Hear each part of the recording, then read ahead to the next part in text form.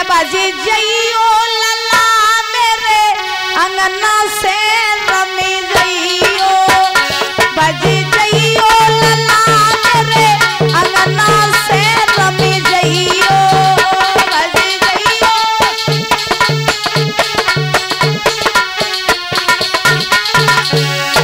सुनो, हम तुम्हें बताएं, यहाँ से तुम भाग जाओ। क्यों?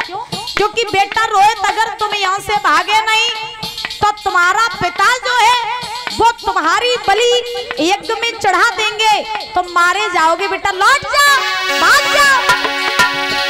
बजी जइयो लला मेरे अंगना से रमी जइयो, बजी जइयो लला मेरे अंगना से रमी जइयो।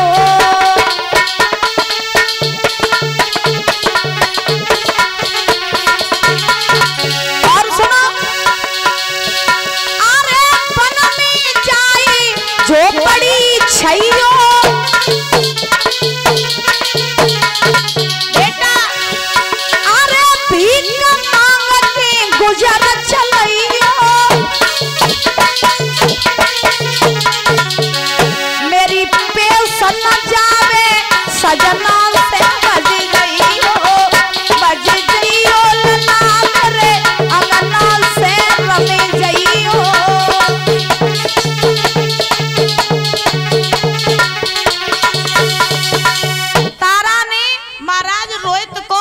अपनी गोद में बैठा लो और बैठा लेके रोहित से कही लला तुम यहाँ से भाग जाओ। क्यों? क्योंकि अगर तुम यहाँ से भागे नहीं तो तुम्हारे पिता जो हैं वो तुम्हारी बलि वरुण देव के यज्ञ में चढ़ा देंगे। अब तारा ने रात रोहित को जंगल में भगा दिया। अब रोहित जंगल में भाग गए। अब वरुण देव हरिश्चंद्र के पास में आए। वरुण देव ने हरिश्चंद्र से कही, हरिश्चंद्र अब बहुत हो गया तुम्हारा, बहुत इंतजार कर लिया हमने तुम्हारा और तुम्हारे पुत्र का, अब कुछ भी हो जाए हम तुम्हारे पुत्र की बलि लेकर के ही मानेंगे। हरिश्चंद्र बोले कौन सा पुत्र, किसका पुत्र? पुत्र हो तब तो बलि चढ़ावे, पुत्र तो भाग गया। कहाँ? बोले जंगल में। क्यों? हम कहा जाने महाराज काय को भागी हो, डर के मारे भागी हो, अब हम बलि काय की चढ़ाएं। सो जब वरुण देव को पता चलो कि रोहित भाग गए जंगल में तो वरुण देव ने हरिश्चंद्र से कही हमें पूरा पता है कि तुम्हारा मन नहीं था बलि चढ़ाने के लिए, इसीलिए तुमने अपने पुत्र को भगा दिया जंगल में। कोई बात नहीं, अगर तुमने अपने पुत्र को जंगल में भगाया है तो जाओ, आज अब तुमने हमसे झूठ बोला, हम तुम्हें ये श्राप देते हैं कि तुम्हें कुष्ठ रोग हो जाए। सो महाराज रोहित जो थे वो तो जंगल में भाग गए। वरुण देव ने हरिश्चंद्र को श्राप दिया कि तुम्हें कुष्ठ रोग हो जाए। श्राप दे करके वरुण देव भी चले गए। अब तो हरिश्चंद्र बीमार होकर के महाराज चारपाई पे गिर पड़े, उठ नहीं पाए रहे, बीमार हो गए, कुष्ठ रोग हो गया हरिश्चंद्र को। अब हरिश्चंद्र जब बहुत बीमार हो गए तो खबर पहुंची रोहित के पास में कि तुम्हारा बाप मरवे वालों है, अंतिम बार अपने बाप को देख ले चले। रोहितास हरिश्चंद्र के पास में आए। अब रोहितास ने हरिश्चंद्र से कही बाबा जी बताओ तुम्हारी ये दशा कैसे है गई? हरिश्चंद्र बोले बेटा ये मेरी दशा ऐसे हो गई कि हम तुम्हारी बलि वरुण देव के यज्ञ में चढ़ाना चाहते थे, लेकिन तुम्हारे मोह में हम इतना फंस गए कि हमने तुम्हारी बलि यज्ञ में चढ़ा नहीं पाई, तो वरुण देव ने हमें श्राप दिया है। तो रोहित ने जवाब दिया इस श्राप से छुटकारा पाने का कोई उपाय है? हरिश्चंद्र बोले एक उपाय है। कौन सा? क्या तुम्हारी जगह अगर कोई दूसरा लड़का इस वरुण देव के यज्ञ में चढ़ जाए तो हमारा ये रोग ठीक हो जाएगा। तो रोहित बोले चिंता ना करो, हम काऊ ना काऊ बालक को ढूंढ के ले आइए। तो रोहित ने अपने साथ बहुत सारा धन ले लिया और बहुत सारी गायों को ले लिया और लेकर के महाराज रोहितास चले और चलते जा रहे नगर नगर में चिल्लाते जा रहे क्या कोई गरीब आदमी अपना एक पुत्र मुझे बेच दे और उस पुत्र के बदले हमसे खूब धन ले ले, और जब मुझसे धन लेगा तो उसकी सारी गरीबी दूर हो जाएगी। अब जब बताओ मैया ऐसे कौन अम्मा दद्दा हुई जो अपने लला को पैसन के पीछे बेच दिए? कोई माँ बाप ऐसे हुई? बता, कोई ऐसा नहीं हुई। तो अब तो महाराज रोहित को कोई माँ बाप ऐसे नहीं मिले जो पैसों के पीछे अपने पुत्र को बेच दे। एक रास्ते में विश्वामित्र जी मिले। विश्वामित्र ने रोहितास को देखा, जवाब दिया, कौन हो तुम? रोहित बोले, मेरा नाम है रोहितास। कौन से आए? अयोध्या से आई। किसके पुत्र हो? हरिश्चंद्र के पुत्र हैं। ये धन लेकर के, गाय लेकर के कहाँ जा रहे हो? रोहित बोले, बाबा जी हम एक पुत्र को ढूंढ रहे, जो गरीब आदमी हमें एक पुत्र बेच दे और उस पुत्र की हम बलि चढ़ा दें यज्ञ में। मेरे पिता को श्राप लगाए कि उन्हें कुष्ठ रोग हो गया है, वरुण देव ने उन्हें श्राप दिया है। श्राप के कारण मेरे पिता हो गए हैं बीमार, और जब तक वरुण देव के यज्ञ में किसी बालक की बलि नहीं चढ़ेगी तब तक हमारे पिताजी ठीक होने नहीं पाएंगे, इसलिए हम पुत्र ढूंढ रहे। तो विश्वामित्र ने रोहितास से कहा, क्या अगर तुम्हें पुत्र चाहिए और तुम पुत्र खरीदना चाहते हो तो तुम्हें और कोई नए पुत्र दिए, लेकिन मेरी नजरों में एक ऐसा व्यक्ति है जो तुम्हें पुत्र दे देगा। कौन? तो विश्वामित्र के बेनोई थे जिनका नाम था अजीतगर्त ब्राह्मण। विश्वामित्र के बेनोई थे जिनका नाम था अजीतगर्त ब्राह्मण। तो महाराज विश्वामित्र ने रोहितास से कहा कि तुम अजीतगर्त के पास में चले जाओ, हमें पूरा भरोसा है कि अजीतगर्त ब्राह्मण तुम्हें अपना एक पुत्र बेच देंगे। उनके घर में 3 पुत्र और उनके ऊपर गरीबी बहुत है, हमें पूरा पता है वो एक पुत्र बेच देंगे, तुम जाओ नहीं के पास में। रोहितास चल के अजीतगर्त ब्राह्मण के पास में पहुंचे और पहुंच के महाराज अजीतगर्त से कहा, हे ब्राह्मण देव, हमने ये सुना कि आपके ऊपर है गरीबी, तो आपके घर में 3 पुत्र हैं, तो आप मुझे एक पुत्र बेच दो और उसके बदले में आप हमसे खूब धन ले लो। अब अजीतगर्त ब्राह्मण बोले, देखो रोहित, पुत्र तो हमें तुम्हें दे दिए, लेकिन मेरे 3 बालकों में से जो कोई बालक जाने के लिए तैयार हो जाए तुम उसको ले जाओ। बात समझ में आ रही है मेरी? सबको समझ में आ रही? हाँ। तो अजीतगर्त ब्राह्मण ने अपने 3 बालकों को बुलाया और 3 बालकों को बुला करके खड़ा कर लिया। अब रोहित सबसे बड़े वाले बालक के पास में पहुंचे, बोले, भैया तुम मेरे संग में चले हो। तो अजीतगर्त ब्राह्मण ने बड़े वाले को अपने कलेजे से लगा लो, बोले, रोहित जो बड़ों वालों में बहुत प्यारो में जाए ना जान दिए तुम, और 2 में से एक चेकाऊ को ले जाओ, लेकिन बड़े वाले को नहीं जान दिए। अब रोहित पहुंचे सबसे छोटे वाले के पास में, बोले, भैया तुम चलो। तो छोटे वाले को मैया ने कलेजे से लगा लो, बोले, रोहित छोटे वालों में बहुत प्यारो में छोटे वाले को नहीं जान दिए। तो महाराज अब बीच वाले के पास में पहुंचे। बीच वाले का नाम था सुनाशेष। बीच वाला जो लड़का था उसका नाम क्या था? सुनाशेष। तो बीच वाले के पास में रोहितास पहुंचे। बीच वाले से बोले, भैया तुम चले हो? सुनाशेष ने जवाब दिया, हम चलेंगे तुम्हारे साथ, क्योंकि बड़े वाले भाई को पिताजी ने अपने कलेजे से लगा लिया, छोटे वाले को माँ ने कलेजे से लगा लिया, लेकिन भैया मेरे पास में कोई नहीं है, इसलिए हम तेरे साथ में चलने के लिए तैयार हैं। और एक बात बताएं, आप लोगों ने ये देखा हो कि अगर घर में 3 बच्चा हो, 3 तो बड़ो पापा को प्यारो हो, छोटो वालों मम्मी को प्यारो हो, तो बीच को बेचारो बीच ही में ये टुको रात बाकी चाहता कम होता करे। हाँ, तो देखो अब महाराज हुआ ऐसा कि सुनाशेष चल दिए रोहित के साथ में। रोहित ने आज अजीतगर्त को बहुत सारा धन दिया, धन दे करके चलते जा रहे सुनाशेष पहुंचे अवध में। और जैसे ही अवध में पहुंचे तो पहुंच करके परीक्षित जी आज हरिश्चंद्र ने वरुण देव को बुलाया, यज्ञ की तैयारियां करवाई और सुनाशेष को यज्ञ महाराज यज्ञ पे चढ़ाने के लिए, बलि चढ़ाने के लिए तैयार कर लिया। अब बड़े ध्यान से सुनना, जब सुनाशेष को बलि के लिए खड़ा किया गया तो हरिश्चंद्र ने सुनाशेष से एक बात कही। क्या बात कही? हरिश्चंद्र ने सुनाशेष से कहा, ये बता, एक तो तू छोटा बालक है और तू यहाँ बलि पर चढ़ने के लिए आ गया है, तुझे डर नहीं लग रहा है कि तू मर जाएगा? सुनाशेष कहने लगे, हमें काहे को डर? हमें डर नहीं लग रहा। क्यों? क्योंकि हमें तो खुशी हो रही है।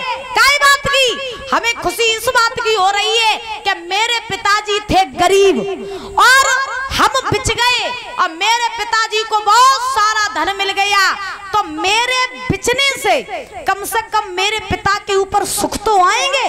और ध्यान रखना, संतान वही अच्छी होती है जो अपने लिए नहीं बल्कि अपने माँ बाप के लिए जीती है। संतान वही अच्छी होती है। अब ध्यान रखना, सुना शेष ने कहा ये मेरा सौभाग्य है जो अपने माँ बाप की खुशी के लिए हम बलि पर चढ़ने के लिए जा रहे, हमें किसी बात का कष्ट नहीं है। तो हरिश्चंद्र बोले बिल्कुल कष्ट नहीं, बोले बिल्कुल कष्ट नहीं। अब हरिश्चंद्र जैसे ही बलि के लिए खड़ा किया सुना शेष को, तो हरिश्चंद्र ने तलवार उठाई, और जब तलवार उठाई दादा तो एक हाथ से सुना शेष के केस पकड़े और एक हाथ से तलवार उठाई, और जब सुना शेष के केस पकड़े तो सुना शेष की आंखों में महाराज आंसू आ गए। और जब सुना शेष की आंखों में आंसू आए तो हरिश्चंद्र ने सुना शेष से कही कि अभी तू ये कह रहा था कि तुझे डर नहीं लग रहा है, तुझे कष्ट नहीं हो रहा है, अब जब तुझे मारने के लिए तत्पर हुए तो तू रो क्यों रहा है, तेरे रोने का कारण क्या है? तब सुना शेष ने रोए के एक बात कही हरिश्चंद्र से कि राजन, अगर तुम जानना चाह रहे हो ना कि हम क्यों रो रहे हैं, मेरी आंखों में से आंसू क्यों हैं, तो हम तुम्हें बताएंगे हम क्यों रो रहे हैं। आज मुझे ये पता चला, और ये बात मेरी सभी लोग कान खोल करके सुन लेना। सुना शेष हरिश्चंद्र से कह रहे हैं कि हे राजन, आज मुझे पता चला कि दुनिया में सबका सबको ही होता है। ध्यान रखना, दुनिया में सबका सबको ही होता है, लेकिन गरीबों का कोई अपना नहीं होता है। गरीबों का कोई अपना नहीं होता।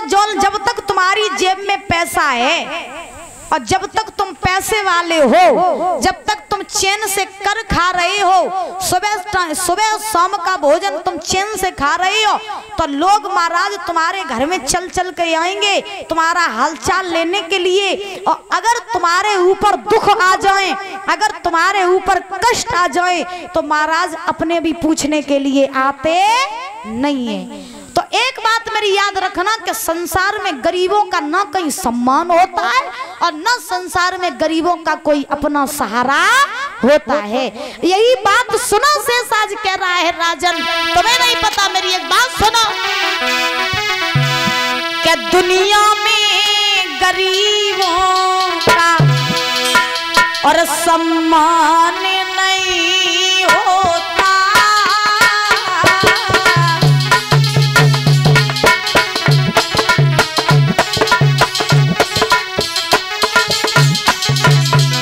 राजन, तुम हमें मारना चाहते हो, बेशक मार दो, हमें कष्ट इस बात का नहीं है कि मैं मर जाऊंगा। क्यों? क्योंकि संसार में जो जन्म लेता है उसे एक ना एक दिन मरना होता है, और हमें इस बात का कष्ट नहीं कि मैं मर जाऊंगा या मैं मरने वाला हूँ। कष्ट मुझे इस बात का है कि आज मुझे ये एहसास हुआ कि दुनिया में गरीबों का कोई नहीं होता है। अगर आज मेरे बाप के ऊपर गरीबी न होती तो तुम्हारे पुत्र रोहितास की इतनी हिम्मत नहीं थी कि मेरे बाप के पास में चला जाता, मुझे खरीद करके ले आता, इतनी हिम्मत नहीं थी। लेकिन मेरे बाप के ऊपर गरीबी थी तभी तुम चले गए थे। और एक बात याद रखना, जो गरीब होता है ना उसके पीछे महाराज अच्छे अच्छे खरीदने के लिए लग जाते हैं, और अमीर जो होता है ना उसके पास में महाराज डरने से भी लोग डरते हैं, जाने से भी लोग डरते हैं। इसीलिए कहा गया है दुनिया में गरीबों का सम्मान नहीं होता, रोते तो हंसने को, रोते तो हंसने को पैगाम नहीं होता।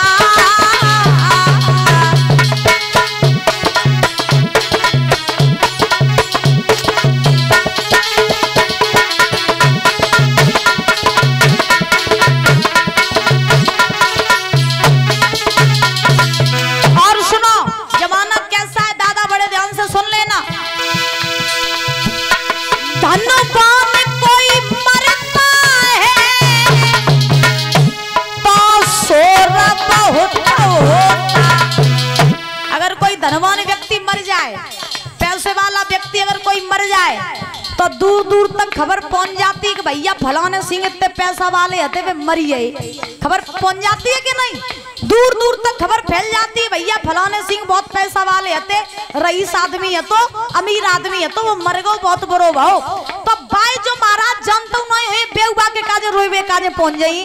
हाँ, रोने के लिए पहुंच जाएंगे जब कोई अमीर मरता है, लेकिन जब कोई गरीब मरता है तो चार उठाने के लिए भी महाराज नहीं मिलते। इसीलिए कहा जाता है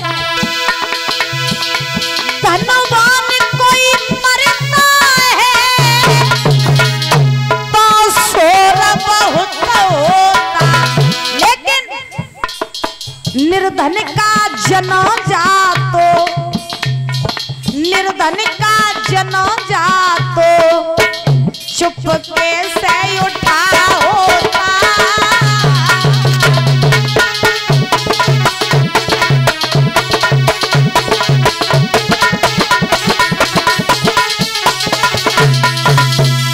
महाराज अगर अमीर कोई मर जाए तो देखो कितनी भीड़ लगती है, कितने लोग जो जानते भी नहीं वो भी रोने के लिए आते हैं उसके महाराज मरने पर।